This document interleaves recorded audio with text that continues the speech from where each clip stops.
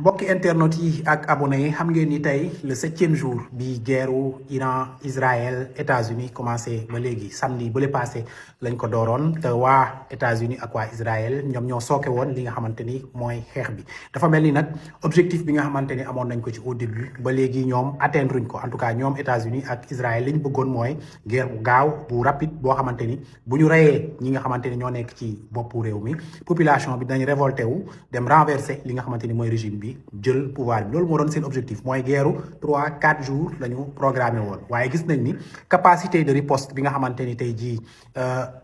armée li nga xamante ni iranienne bi wane na ko ak le corps des gardiens de la révolution tax na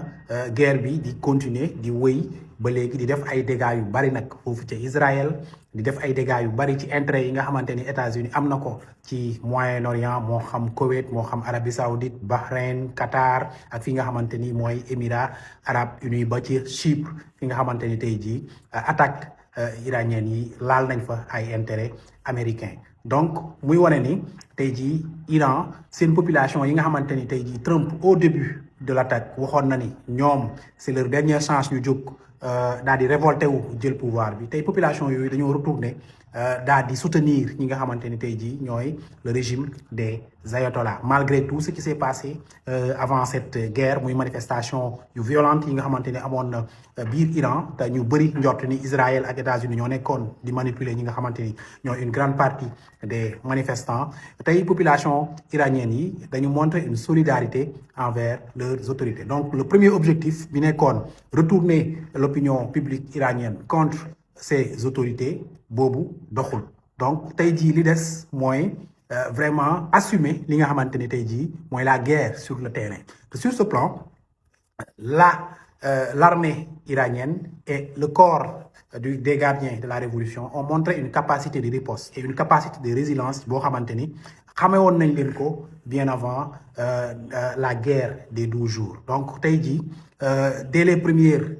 premiers jours de l'attaque li ñu constaté woon mooy Iran ay missiles balistiques la doon yónnee yoo xamante ni yu simple la et le dôme de fer avait même d'énormes difficultés pour intercepter ces missiles là ndaxte ay yàqu-yàqu yu bëri def na ko biir Israël ak biir Moyen-Orient fii intérêt américain yi nekk mais à partir de démb dañu gis ni Iran soppi na daal di jël beneen vitesse jox beneen vitesse en tout cas c'est riposte muy ñu génne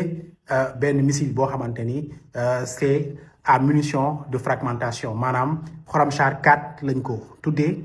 nga xamante ni buñ ko sànnee te ñëw ba tiim fi nga xamante ni mooy cible bi maanaam Israël ba pare daal di tas nekk 80 têtes yoo xamante ni dôme de fer bi du ko mën a intercepter donc loolu la ñu sànni démb biir Tel Aviv muy def fa nag ay yàqu-yàqu yu bari def fa ay morts yu bari yoo xamante ni ba léegi autorités israéliennes yi nanguwuñ ci communiquer li tax mun leen gis ay vidéo yàqu-yàqu yi biir Israël ak vidéo bombe yi nga xamante ni mooy explosé biir Israël mooy autorités israéliennes yi dañoo def li ñuy wax censure maanaam dañoo tere képp koo xamante ni tey jii da ngay filmer biir Israël ay bombardement ak lu mu mënta doon tey jii nga doon média wala nga doon simple civil bu jël sa portable di filmer dañ lay jàpp te dañ lay tëj ci biir kaso bi donc loolu moo tax tey jii image yi ngay am ci biir yàqu-yàqu yi bi nekk biir Israël bareetul léegi parce que état bi dafa censuré li nga xamante ni tey jii mooy la prise d'image mais teewut am na ñoo xamante ni ñi ngi filmer ay médias comme Al Jazeera ak yeneeni médias yoo xamante ni ñi ngi filmer dafay xew ba tax na bombardement yi nga xamante ni Iran mi ngi koy def biir Israël mi ngi fay def ay yàqu-yàqu ak ay tooxi doona yu bari mu am beneen information boo xamante ni tey jii le président du parlement iranien muy Mohamed Galibaf moo ko joxe sànq sur son compte Twitter nee na lii di porte avion bi nga xamante ni mooy Abraham Lincoln nga xam ne États-Unis moom la ñu indi woon ba tiim biir Iran pour sànni leen ay ndell pour défendre aussi li nga xamante ni mooy intérêt américain yi nekk dans le Proche-Orient nee nañ missiles iraniens yi touché nañ ko laal nañ ko def nañ fa ay yàqu-yàqu ba porte avion boobu dafa mujjee dellu fi nga xamante ni tey jii mooy États-Unis en tout cas mi ngi ci yoonu dellu loolu la président parlement iranien bi daal di annoncé sànq autorité américaine yi nag ba léegi yéeyuñu ci yàbbuñu àdduwuñu ci li nga xamante ni tey jii mooy ndax missile iranien yi laal nañ seen porte avion boobu wala laaluñu ko donc en attendant confirmation de cette information xam leen rek ni riposte bi nga xamante ni Iran mi ngi koy def digganteem ak Israël ak États-Unis metti na méttiwaay boo xamante ni démb benn télé Israël wax na ni ñi nga xamante ni ñooy États-Unis ak Israël li ñu décidé mooy daal di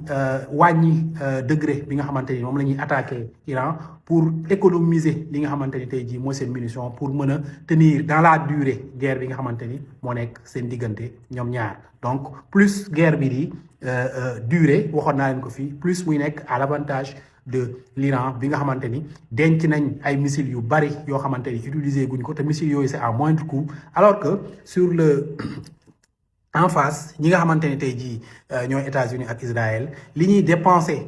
ci xaalis pour seen défense aérienne dafa cher trop seen budget yi léeg-léeg duñ ko mën a àttan moo tax guerre bi durée du leen arranger.